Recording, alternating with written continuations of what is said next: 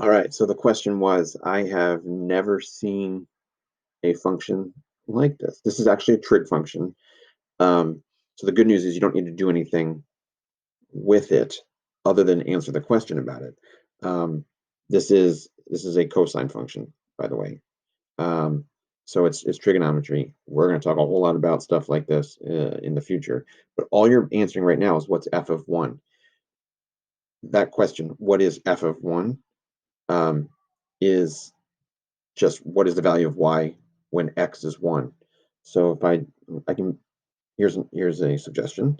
If you're looking at a graph like this, see how there's a magnifying glass? If I click on that, it makes it a little bigger. Click on it a couple times. You can see it better. I believe that button would pop it into another window. I don't need to do that for this. But again, the question is like, what is f of 1? It's just what is the value of y when x is 1? Doesn't matter what the function is. Even though this is a function I've never used before, I can still answer that question.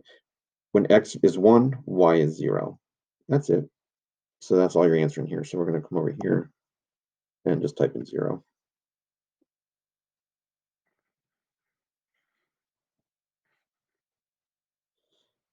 And check my answer.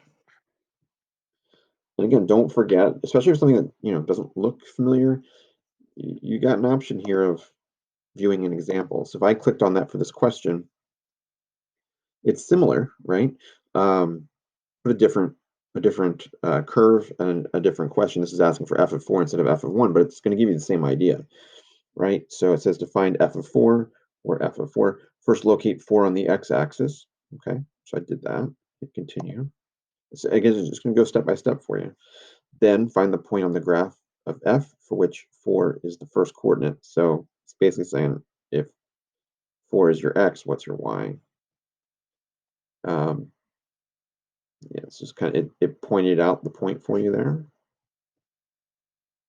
And then what's the y coordinate? And it's 1. Okay, so it's basically what I just described, but you have access to that same help on there. So again, ask me all the questions you want. Um, Doing the view and example could be beneficial for you when you're working on your own, and take advantage of that, right? And if you're still stuck, then obviously ask me the question too. Okay, that's it. Let me know if you have other questions.